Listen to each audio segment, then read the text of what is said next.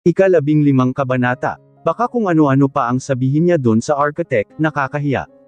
Ito pa namang si Agnes kung makapagyabang tungkol sa akin, aabot langit yung bangko ko, minsan ako na nga ang nahihiya. No need Agnes, may tiwala ako sa taste ni Tatang. Isa pa I don't have other business with, the architects other than my house. Just let them finish my house and I will pay, then we're done. Sure ka? Paninigurado niya, tumango ako kaya bumalik ito ng upo, bahala ka, sayang mukhang bagay pa naman kayo ni Ga. Bet ko sana yan kaso yun nga mukhang may hinihintay. May hinihintay na pala bakit mo pa nirereto sa akin? Pairap kong tanong sa kanya. Magrereto na nga lang dun pa sa may sabit. Pero hindi pa naman sure, narinig ko lang kasing nag-uusap yan sila ni Architect V ang sabi kausapin daw yung isang kaibigan nila para dun pagtrabahuhan yung ex-nobya o nobya ni Ga, di ko lang sure. Muli itong tumingin sa bahay, siguro sinisilayan kung nasaan na yung mga architect na crush niya. Minsan naiisip ko na din umuwi, nakakmiss din ang lugar na pinanggalingan ko. Nami-miss ko na din si nanay pati tatay, ilang taon ko na silang hindi nabibisita. Simula nang umalis ako sina nana pati tatang lang, ang pinakikiusapan ko para bisitahin ang puntod ng mga magulang ko. Anyway Mar, may boyfriend ka na. Nahanap mo na ba ang the one mo dyan, yung lalaking magpapalambot sa matigas mong puson, aniya saka humadjikik. Nanlaki ang mga mata kong tumingin sa kanya, pero tawa lang ito sa naging reaksyon ko. Puso, Mar, puso. Tinuro niya pa ang puso pero hindi puso yung narinig ko.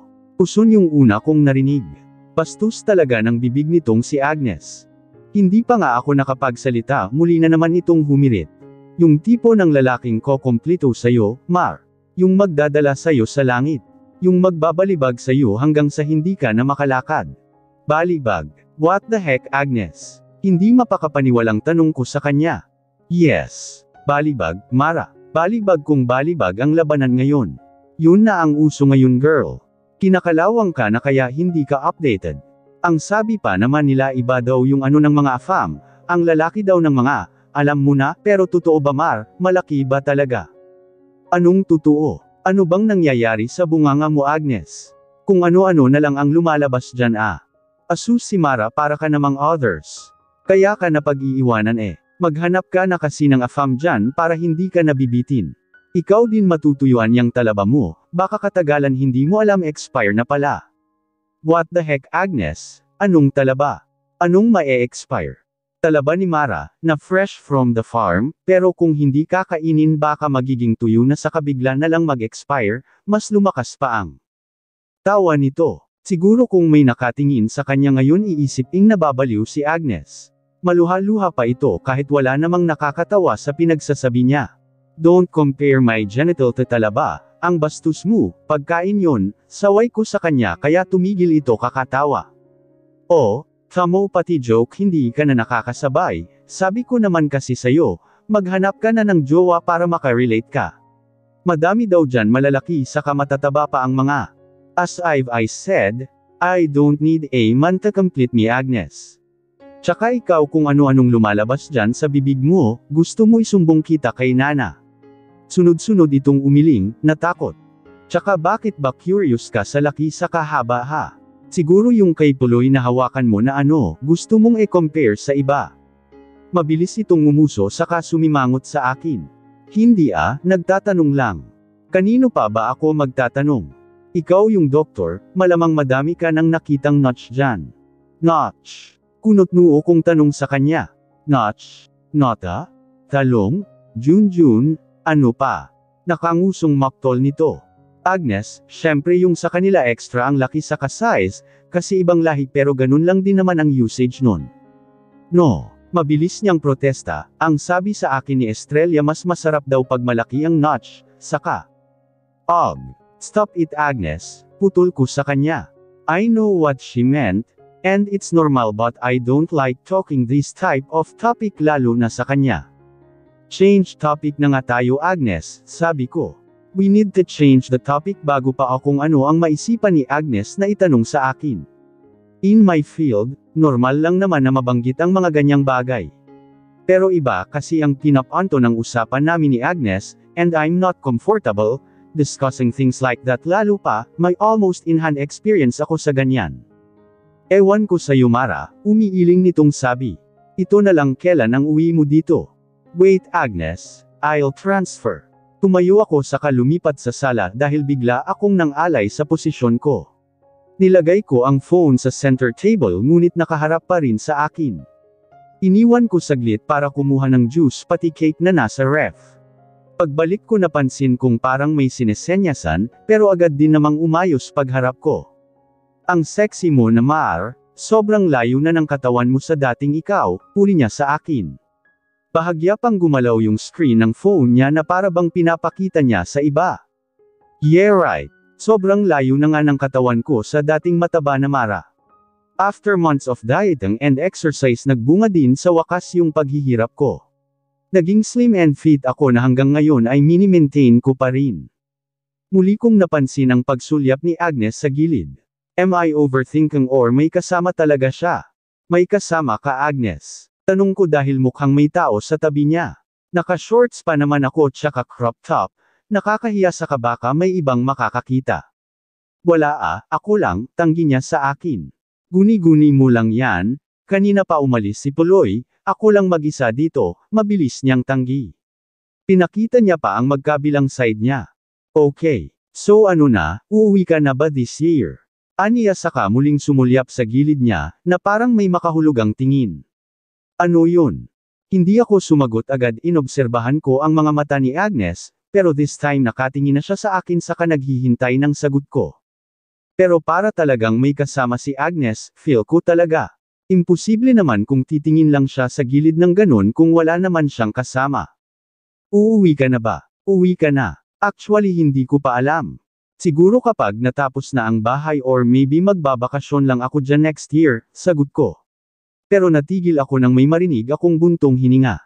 Ano yun? Si tatay ba yun? Nagpaparamdam na ba sila sa akin, dahil matagal ko na silang hindi nabisita? Bakasyon lang. Dito ka na lang mag-work May. Ano ba kasi ang nagustuhan mo dyan sa Amerika, ang layo-layo tsaka ikaw lang naman mag-isa. Ganun din naman kung sa Pinas ako lang din naman mag-isa. At least kung dito ako sa abroad mas malaki ang kinikita ko. Mas malayo pa ako sa mga taong nakakapagpapaalala sa akin. Umuwi ka na kasi dito para mag-enjoy life naman tayo. Dito na lang tayo hahanap ng forever mo. Siraulo ta, sino namang nagsabing naghahanap ako ng forever? I'm happy and contented with my life now. I don't need a man to make me happy.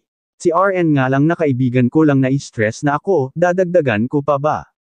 Pero well baka nga doon ang forever ko o malay naman natin, dito lang din sa tabi-tabi ko.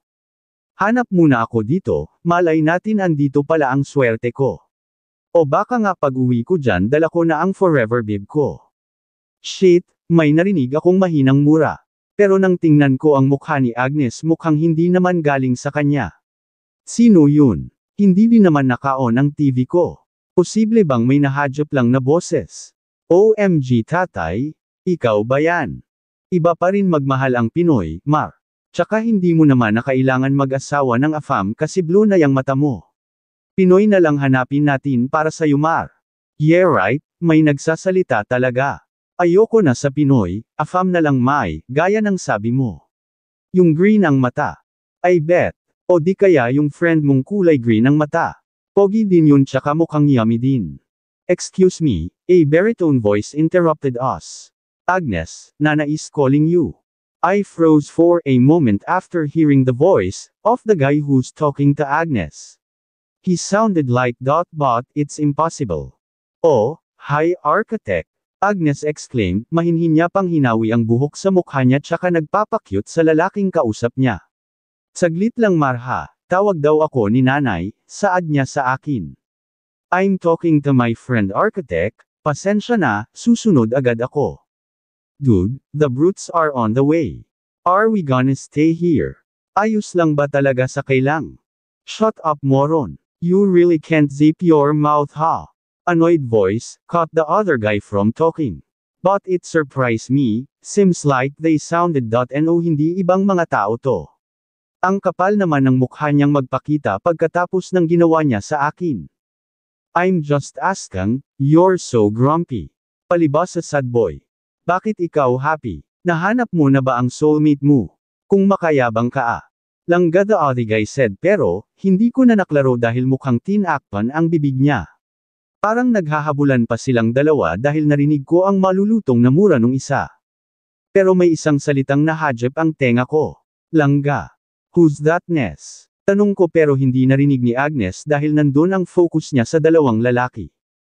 Nakakunot pa rin ang noo ko habang nakikinig sa dalawang boses na papalayo at nagtatalo. Sad boy. Langga. Did I hear it right? Ang sosyal ng mga architect ng bahay Mumar, mga Englesero, biglang putol ni Agnes sa pag-iisip ko. Hindi lang Englesero mga yummy pa. Gusto mo ereto kita sa isa. Wag lang yung isa kasi akin yun, aniya saka humadjakik sabay kandehaban ng leeg para silipin ang papalayong boses ng mga lalaki. Which one? Yung kasama ni Architect Ga. I don't know but something tugged inside my heart when he said Ga. Bigla din kasi akong may naalala.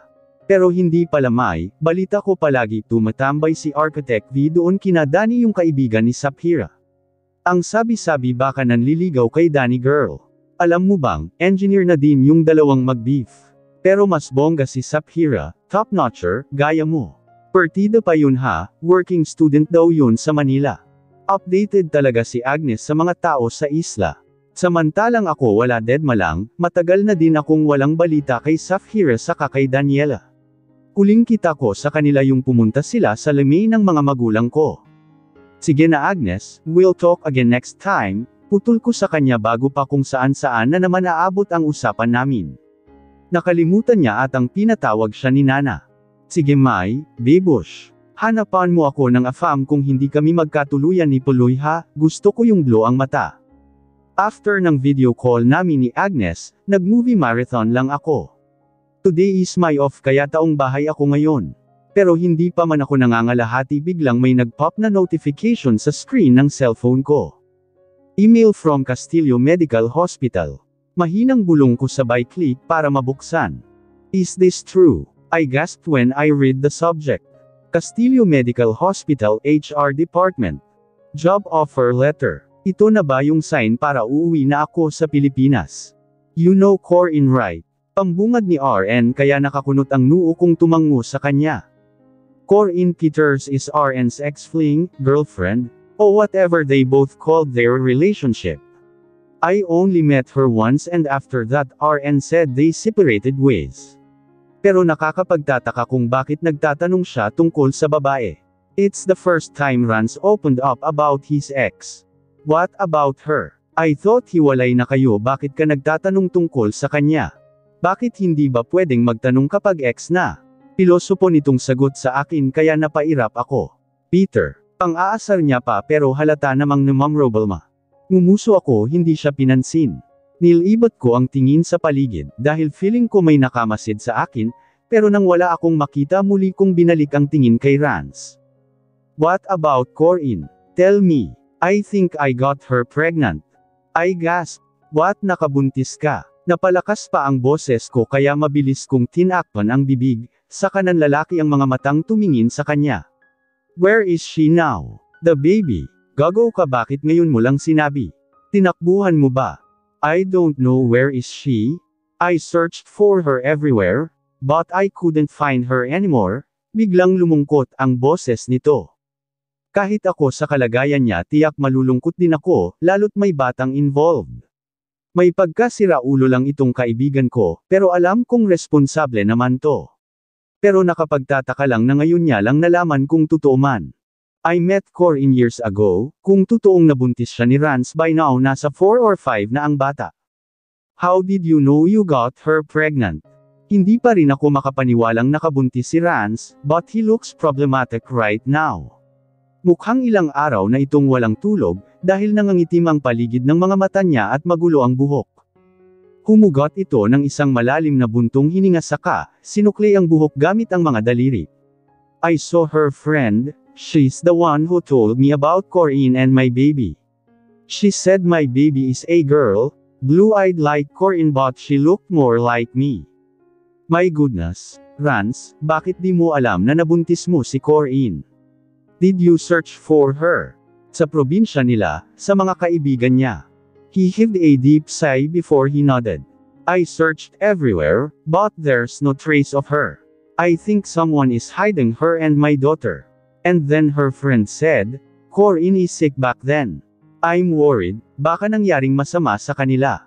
This is the final boarding call for passenger Margaret Rania Valderrama booked on Flight 96A de la Vega Airways, to Manila, Philippines. Please proceed to Gate 3 immediately. The final checks are being completed and the captain will order for the doors of the aircraft to close in approximately 10 minutes time. I repeat, this is the final boarding call for Margaret Rania. Thank you. Oh socks, that's my name. I exclaimed. Nagmamadali akong isuot ang shade sa kabitbit sa handbag na dala ko, Rans, I have to go. I will call you when I reach there, okay? Don't worry, I will help you find Corinne and your daughter. We'll find them soon, we'll find them. Halos liparin ko na ang distansya ng kinauupuan ko papunta sa eroplano, kaya pagkapasok ko sa loob habol hininga ako. Halos lahat ng mga pasahero ay nakatingin sa akin, yung iba may nagbubulungan pa ng special treatment daw. May attendant na sumalubong sa akin. Kinuha ang handbag na dala ko, dinala ako kung saan ang upuang naka-assign sa akin. I'm so sorry, I'm late, saad ko sa kanya pero ngumiti lang siya sa akin. My goodness, muntik na akong maiwanan. Siguro kung hindi ko narinig ang pangalan ko baka nakaupo pa rin ako doon hanggang ngayon.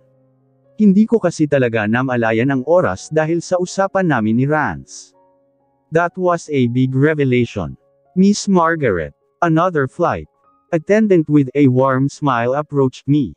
Bahagya pa akong natigilan pagkakita sa mukha niya. She looked so pretty. Natural ang kagandahan ng mukha niya tsaka, ang ganda ng katawan. And she looks familiar, very familiar. I think I saw her somewhere, hindi ko lang maalala. Yes. I asked timidly. Oh hi. Welcome on board, Doc. I mean ma'am. Aniya sabay lingon sa kasama niyang attendant. Please tell the captain that Miss Valderrama is here. Sabi niya sa kasama, mahina lang ang pagkakasabi niya pero dinig ko pa din kaya nagtataka akong tumingin sa kanya. Do they really need to tell the captain that I'm here? Isn't it too much? We received instruction to inform the captain if you're on board, Doc Valderrama. She explained nicely kahit hindi ako nagtanong. But I wonder, how come she knew that I'm a doctor? I'm Zia. I am assigned to assist you, pakilala niya sa sarili. Pinakita niya pa ang pangalan na nasa nameplate niya. Assist me. Why? Nagtataka kong tanong sa kanya, mukhang nakakahiya namang espesyal. Ang treatment sa akin gayong hindi naman business class ang binok, oh wait. Natigil ako nang mapansing wala ako sa economy class. Bakit andito ako sa business class nakaupo? Kinuha ko ang ticket para e-check, baka nagkamali lang ako pero doon talaga ang indicated na seat number. Someone upgraded your flight, Miss Valderrama, she muttered, still showing me that warm smile. Tapos tumingin ito sa unahan, gusto ko sanang sundan kung sino ang tinitingnan niya, pero nakakahiya naman. Are you comfortable with your assigned seat, ma'am? Or do you want to change? I'm fine, ayos lang. Don't worry too much, nakakahiya naman. And yeah, I'm comfortable, thanks. I'm more than comfortable. Sino ba ang hindi kung nasa business class ka? Economy nga lang ang nabook ko para makapatipad, choosy pa ba akong andito na sa business class? Are you sure po? Paninigurado niya kaya tumango ako. Anyway, may I know who upgraded my flight? Nahihiya kong tanong sa kanya. I'm sorry I don't know, tipid niyang sagot sa akin.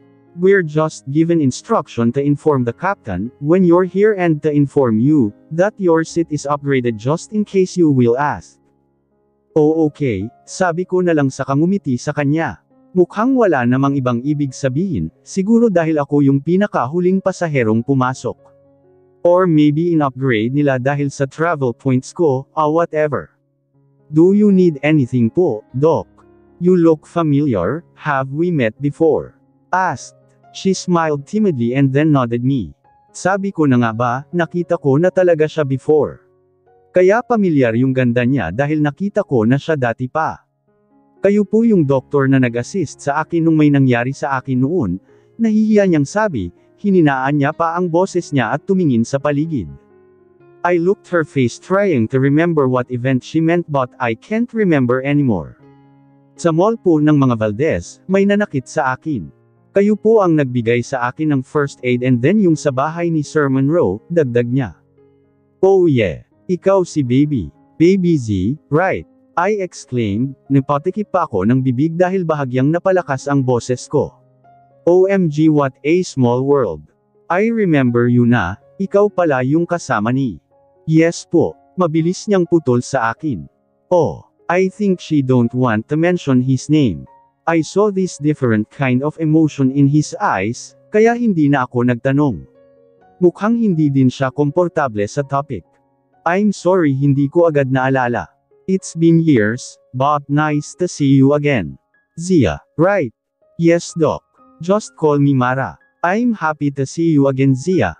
You look so good in that uniform, your job suits you well. Ang ganda mo pa rin, papuri ko sa kanya, she's pretty before but she looks gorgeous now. She matured a lot, mas gumanda ang hubog ng katawan niya saka medyo lumaki yung bubito rose niya. Thank you, Doc. Kayo din po, lalo po kayong gumanda. Your pixie cut looks better on you.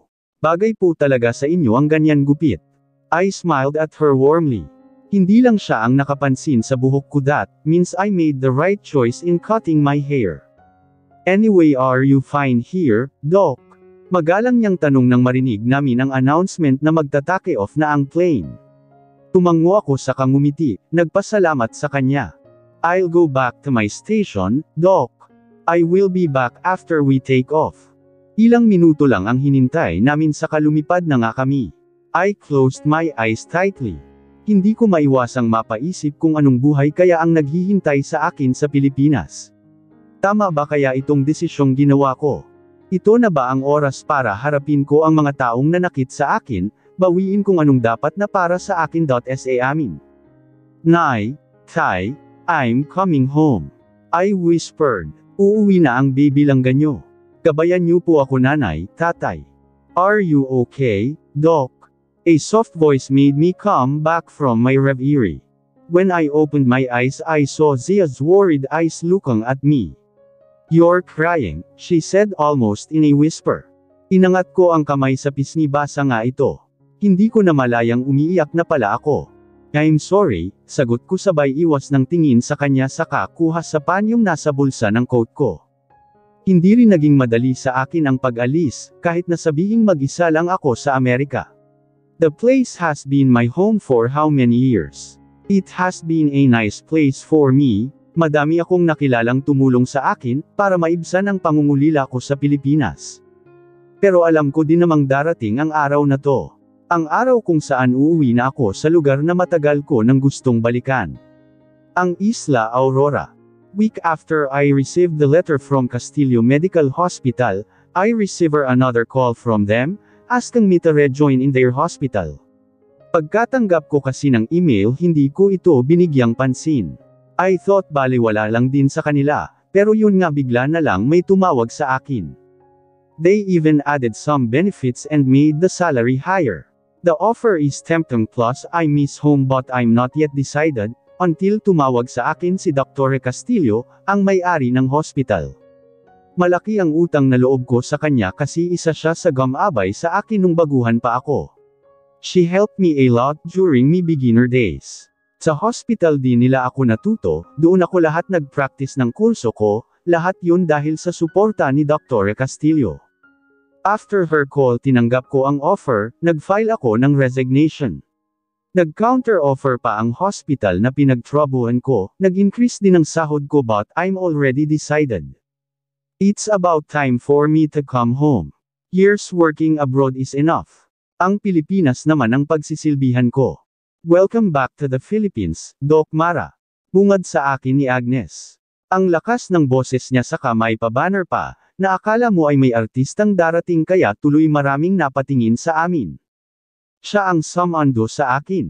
Ayaw ko sanang sabihin sa kanya na ngayon, ang dating ko kasi gusto ko silang isurpresa, Pero isang araw nagtaka na lang ako na nagtatanong ito kung kailan ako darating siya ang susundo.